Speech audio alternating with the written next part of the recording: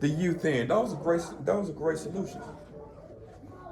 You got to tailor-make them to around your ministry, your church, and even your individual ministries, how you want to do things. You can have money coming into your church for deacons. Not lifted up by offering, but programs for religious ministries under the umbrella of what you are already under. They don't teach this, but we learning it now. So these are some of the solutions. You're right. I mean, everything you said is correct. It used to be, it's always funny how when we come down to our church, the black church, we build a sanctuary first. Yeah. Then we want to build the activity building or the gymnasium. There are a lot of white churches. Don't start there.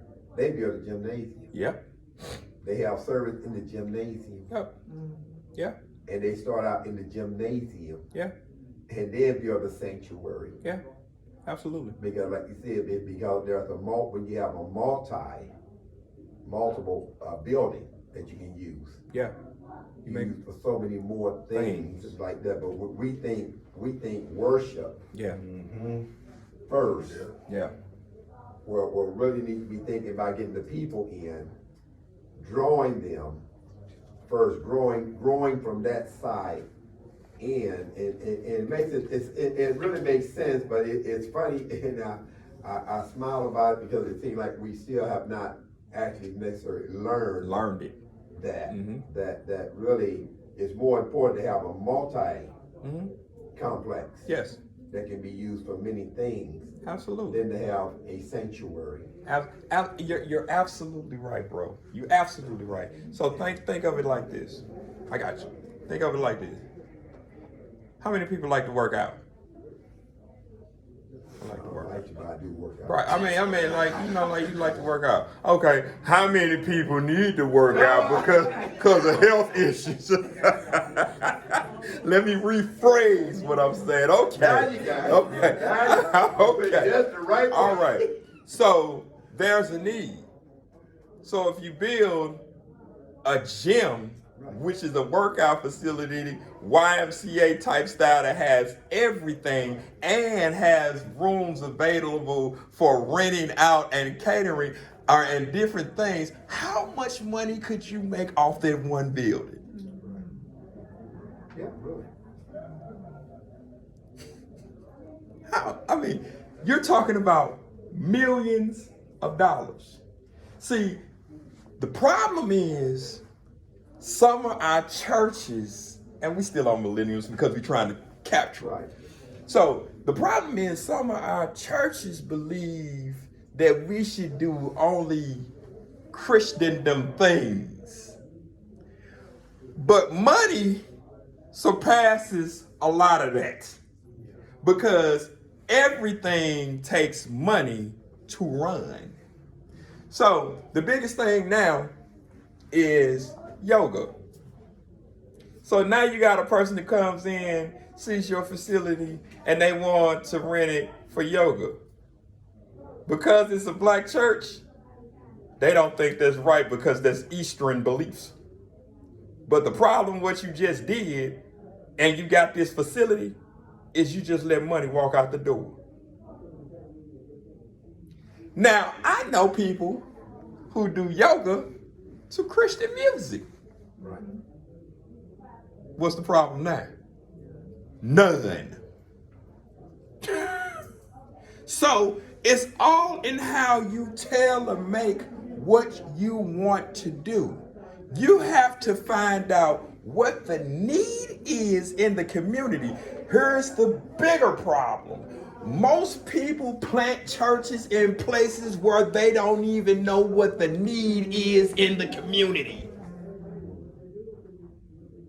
I'm talking about business models now.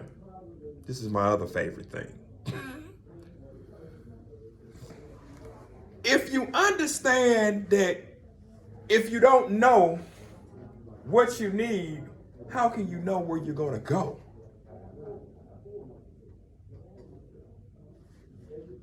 How can you know? You don't. That's why everybody's quiet. Yes, sir. But we build churches after churches after churches in the same community and in the same area. In the block, because if you leave here and go up the street, just to State Street, bam, that's the first one right there. And we are a rock's throw away from each other, you know? And that's why they broke. That's why they're broke. Because you do that. You have 5 people in one ministry, 10 people in another ministry. The only thing that separates them churches is their denomination. They can merge and create a whole mega church and call it non-denominational and pull more money. Now you mess leadership now. Listen. No, but you're missing what I'm saying. What I'm simply saying is, if you tied up with a Baptist church, go to another Baptist church that ain't doing so well. But everybody wants to be in control. There you go. I told you, I'm a business head. So everybody wants to be in control. So now you got 500 churches on a 3-block radius and ain't none of them doing good. Churches are like liquor stores. They're on every corner. In our community. Yeah. Grace Church sits on a hill all by itself in Creve Coeur.